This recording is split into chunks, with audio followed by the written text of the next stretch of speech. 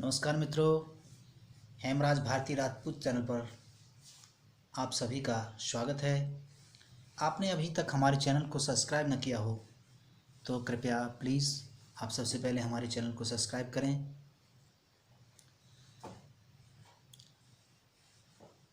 Bell icon यानी घंटी, 3 घंटी में से ऊपर आल वाली घंटी को अवश्य दबाएं। आल वाली घंटी को अवश्य दबाएं, जिससे हमारे आने वाले हर वीडियोज़ की नोटिफिकेशन आपको सबसे पहले मिलती रहे। वीडियो पूरा अवश्य देखें, जिससे आने वाली नई खबर, सूचना, प्रवचन, सत्संग इत्यादि आदि आपको पूरी मिलती रहें, छूटे नहीं।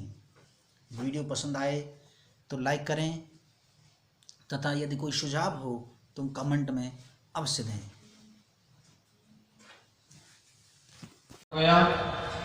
घर में पत्नी आ गई। पत्नी ने आग्रह किया कि मुझे तो अपने साथ ले चलो। से मना किया, मेरी अकेली माँ है, आप यहाँ रहिए। उन्होंने अपनी हट पकड़ ली। माँ ने कहा, बेटा तुम सुखी रहो, जैसे भी मैं वो चाहती हूँ मैं अपना गुजारा कर लूँगी, तुम चले जाओ, बेटी जाओ। बेटी को भेज दिया, पुत्र वधू को भेज दिया पुत्र के साथ। घटना घटी, 5-7 साल हो गए। माँ याद करती थी, बेटा नहीं आया, पत्नी ने नहीं आने दिया। संयोग हुआ कि उन्हें एक पुत्र प्राप्त हो गया सर्विस करते समय। बेटा बड़ा होगा। एक दिन पत्नी ने कहा कि पास पड़ोस में एक मेला लगा है, चलो देखने चलते हैं। पति महोदय चल दिए। मेले में कुछ खरीदारी करने के लिए पत्नी जैसे ही दुकान की तरफ मुख किया, भीड़ ज्यादा थी। बेटा हाथ छुड़ा के थोड़ा सा खड़ा हो गया, और भीड़ का जो मेला होता आप जानते ही हो, बेटा भी छूट गया। बहुत प्रयास किया, बेटा नहीं मिला। घबराई, परेशान हुई। पुलिस स्टेशन को बताया कि मेरा एक बेटा है, इस प्रकार से मेले में खो गया है। रात के 10-11 बज गए। व्याकुल हो गई, तड़पती है, रोती है जैसे बिना पानी की मछली। समय बीत गया बहनों। पति समझा के घर लाया। रात को भोजन भी नहीं किया, नींद भी नहीं आई। जैसे कवारों को दरवाजे, रात को स्वप्न देखती, सिपाही लेकर मेरे बच्चे को आगे भगी जाती, दरवाजा खोलती, फिर सो जाती। सुबह का समय था, 4 बजे की आंख लग गई। दरवाजा खटखटाया, पुलिस वालों को बेटा मिल गया। दरवाजा खोला, 1-2 पागलों की तरफ भागी। बेटे को हृदय से लगाया, जो पुलिस वाले लेके आए उनके पैरों में पड़ गई। जिगर से लगा दिया। रोते रोते समय होया, बहन जी बेटा मिल गया, आप क्यों परेशान हो, ठीक है। शांत हुई। पति महोदय से कहा, पत्ते आपने अब तक मेरी बात मानी, मैं अंतिम बार आपको प्रार्थना करूंगी, एक बात मेरा कहना और मान लीजिए, उसके बाद जीवन पर्यंत आपके आदेश का पालन करूंगी। बताओ देवी, जिस माँ ने मुझे पाल पोस के बड़ा किया, 7-8 साल हो गए घर जाए बिना, क्या आदेश है आपका? खाली कार्टून मंगाइए, कुछ सेवक बुलवाओ, सामान पैक कर दो। पूरा सामान पैक किया, गाड़ी मंगवाओ, सामान ला दिया, घर चलेंगे। सब नहीं पाया, छुट्टी ले ली और घर को चल दिए।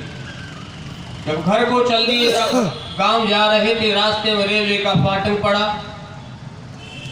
फाटक लगा हुआ था। पड़ोसियों को पता चला कि चल गया कि अमुक का बेटा गाड़ी में सामान भरा है, बहुत दिन के बाद आया है। विधवा माँ को पता चला, पता नहीं मेरे बेटे की सर्विस छूट गई, क्या हुआ। सामान लगा हुआ, चिंतित होकर पावलों की तरफ चली आ रही थी। तो मेरा बेटा फाटक पर है, मैं 2 कदम चलती हूँ। फाटक खुल गया, उनकी गाड़ी पार हुए, देखा माँ सामने है। गाड़ी रुकवाई और ऊपर से खिड़की से कूद पड़ी और सासू माँ के पैर पकड़ लिए। माँ मुझे क्षमा कर दो, मैं बड़ी अपराधन हूँ, मैं बड़ी पापन हूँ माँ, मुझे क्षमा कर दो। मैंने बेटी क्या बात है, मैंने क्या गलती कर दी, तूने क्या गलती कर दी? मैं तो इस बात से दुखी हूँ, तुम्हारी नौकरी तो सलामत है, सब ठीक तो है बेटा, मैं तुझे समझ रही थी क्या बात हो गई? नहीं सब ठीक है माँ, मुझे क्षमा कर दो। पैर पकड़ ली बेटी, घर चलते हैं, क्या बात है, चलो।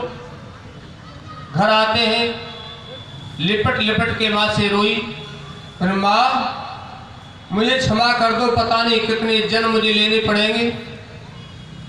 मेरे जिगर का टुकड़ा मुझसे 10-12 घंटे के लिए दूर हो गया, मेरे प्राण ही नहीं निकले, मुझे कैसी रात काटी होगी, एक रात ऐसे बीती, कितने वर्ष बीत गए हो। और माँ मैं तुम्हारे पुत्र को लेकर 7-8 साल से बाहर हूँ माँ, और पिता भी, पति भी तुम्हारे नहीं, मेरे ससुर साहब भी दुनिया से चले गए। तुमने 7-8 साल माँ कैसे काटी होगी, आज मुझे इस बात का भान होता है। ऐ बहनों, ऐ बेटियों, यदि ये सिखाता कि मैं कह रहा था उस दिन आया था, वह यदि हमारे जीवन में आ जाए, हमारा हृदय हवनकुंड बन जाए। वेद का मंत्र है, स्वहृदय ग्रस्त धर्म पंचक में आता है, तुम सहृदय बनो। उस माँ को एहसास हो गया, उस बेटी को एहसास हो गया।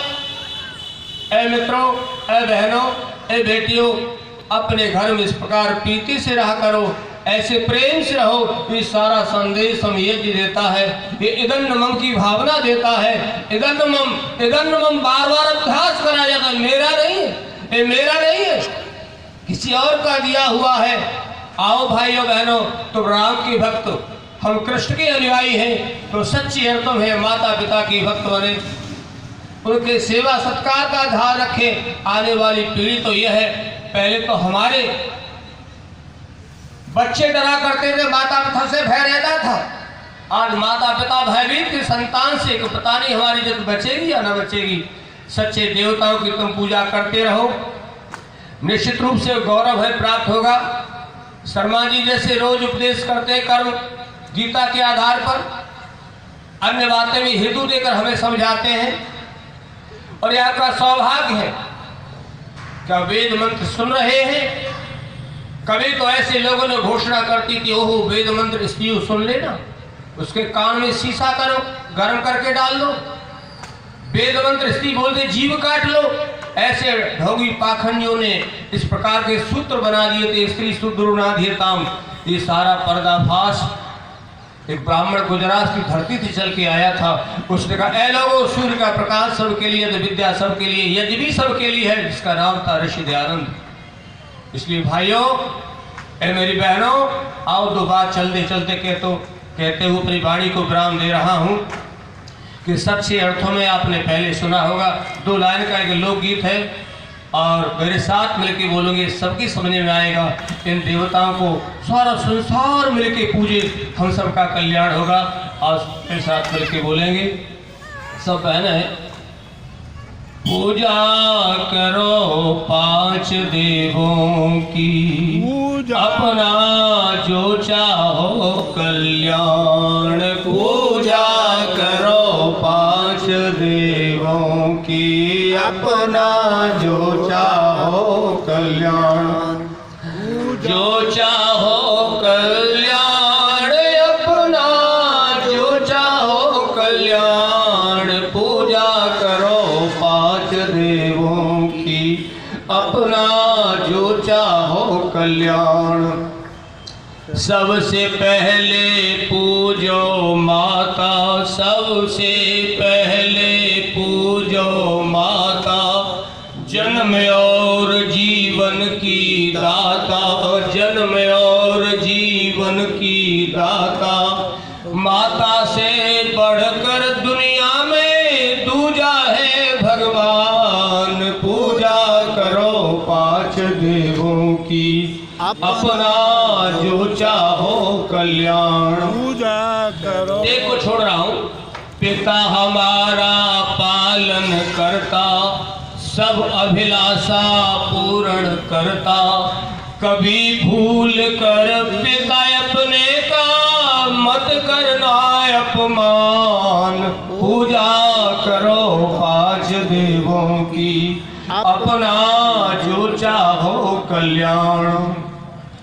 गुरुजन हमको शिक्षा देते, कर विद्वान हमें वो देते। गुरुजनों का मेरे भाइयों करो सदा सम्मान।